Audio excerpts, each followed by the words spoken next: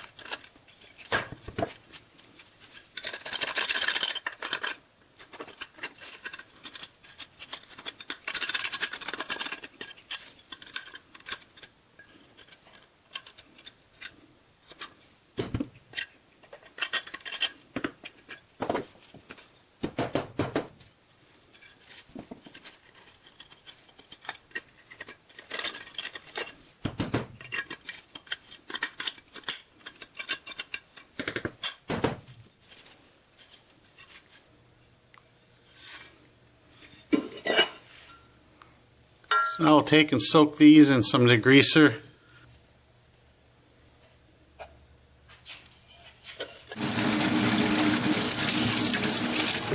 So we're just going to start with some hot water and some of the heavy duty degreaser, safe on aluminum.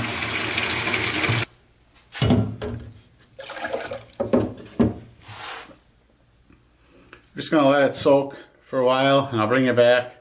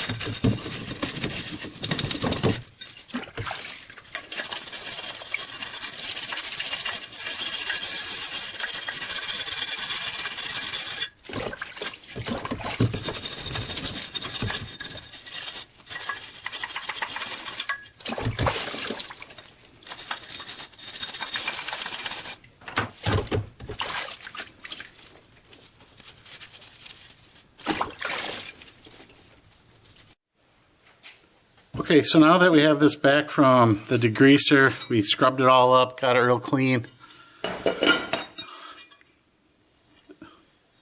We will now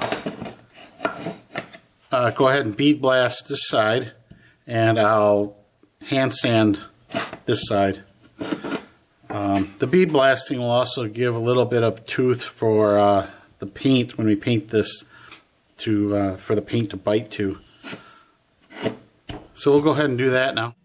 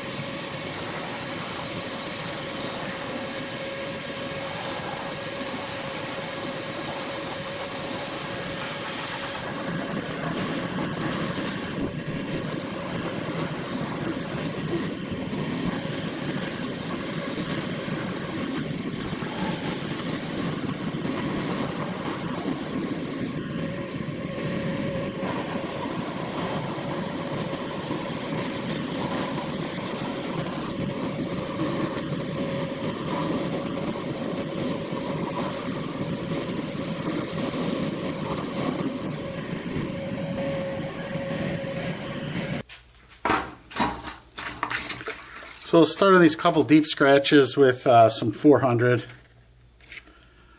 and we'll use this wet.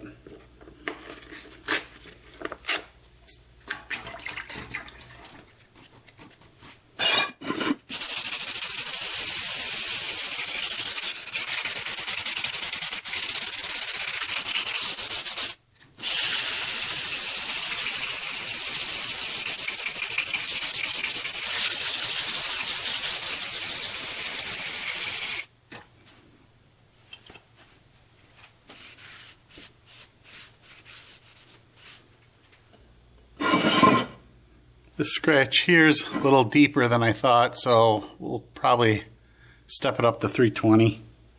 I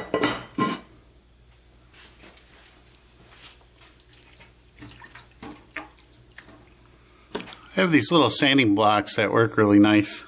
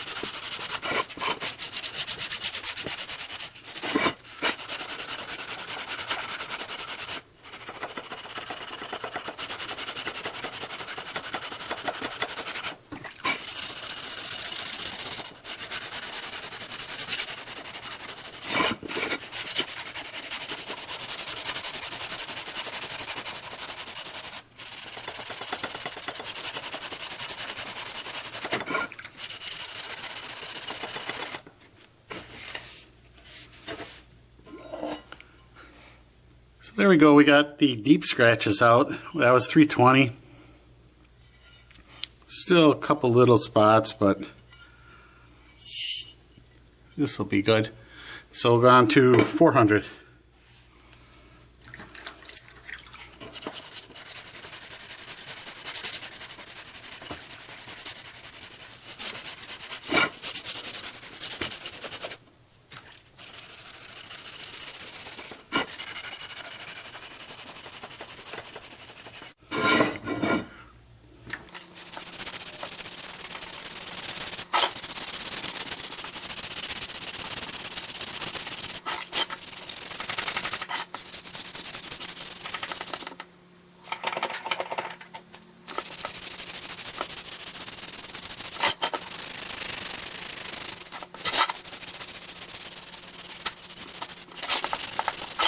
We'll hit this on a 400.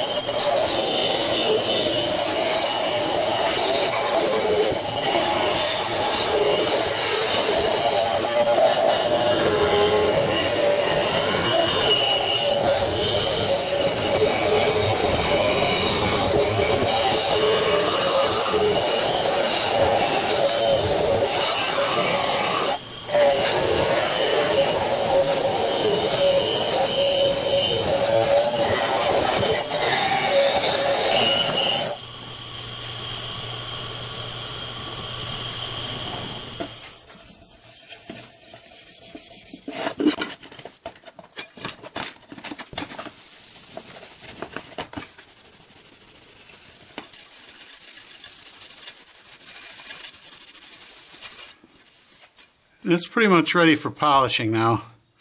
This pad, as it wears out too, it'll get a finer and finer finish. And that's where you can leave it if you want just a satin look. Have a look like that.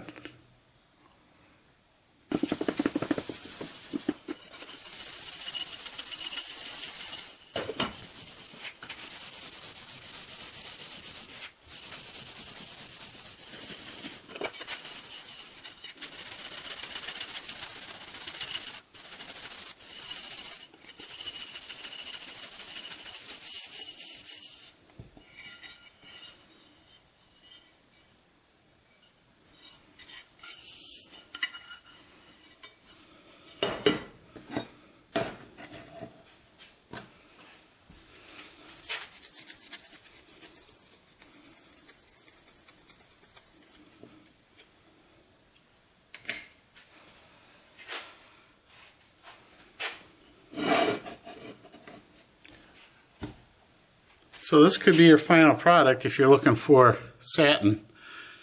But we're going to go ahead and polish it out to a mirror finish. And then we'll paint the Yamaha in.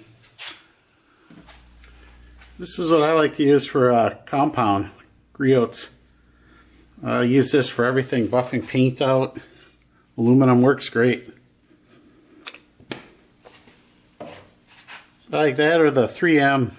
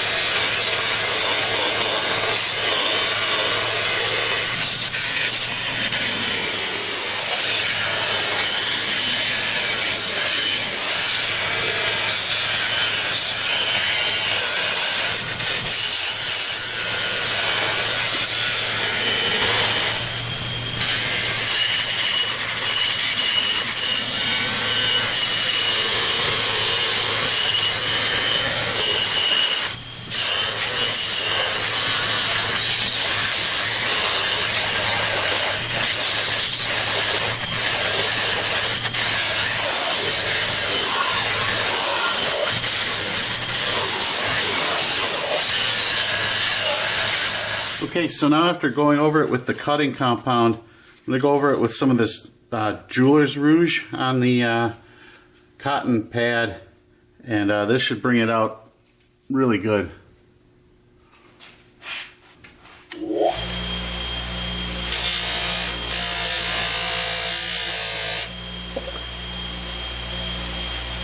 And this will create a lot of heat, so I'm going to wear gloves, even though I really don't like wearing gloves around spinning objects.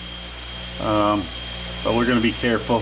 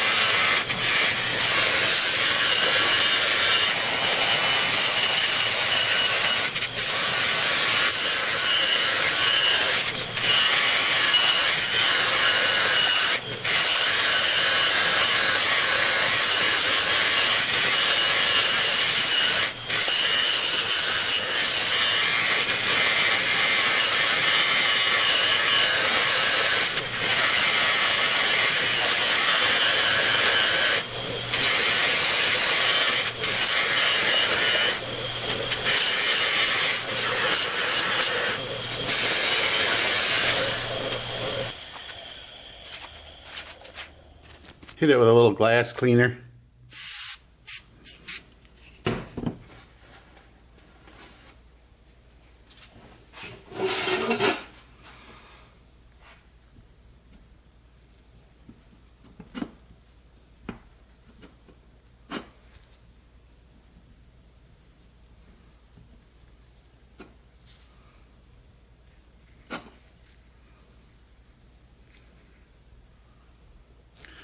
Okay, so we got that cleaned out. I'm just going to use some enamel paint here and a syringe from the farm store. I cut the end off, just made it flat, and we'll go ahead and paint inside the recessed area.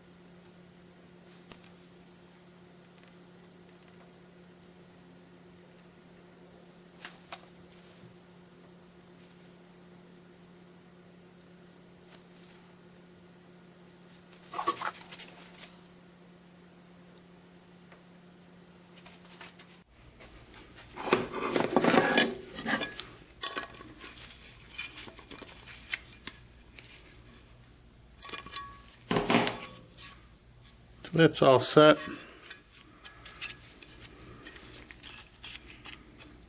Clutch comes in through here, the cable connects there.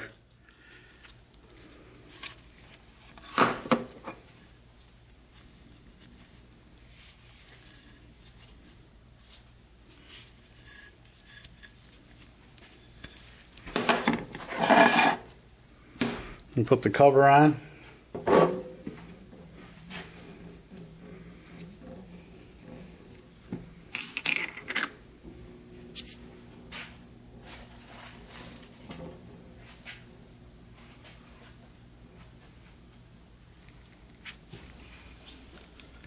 Okay, so there you have it. It's all paint's dried. I did go over it once more with the mag and aluminum polish. That does have like a wax in it, because if you put some water on it, it'll bead up like a waxed finish. So that'll give it a little bit of protection. Aluminum does like to oxidize, so this will dull up after time, unless you keep up on it with the like wax or that polish. This does have some casting defects. It's not 100%, and you could get in here with a Dremel if you really wanted to get fussy. But all in all, I think it looks pretty good. So that's it on how to polish aluminum. The way I do it, like I said, if you had a actual polishing machine rather than just a bench grinder, that probably would have saved time. You do like to heat up aluminum to polish it. It polishes much quicker when it's heated up, so you can get a little more force on it. Those are bigger motors too, a real polishing machine. So this took longer than it really needed to, but I thought it turned out good. So thanks a lot for watching. Please subscribe, and we'll see you next time. Thank you.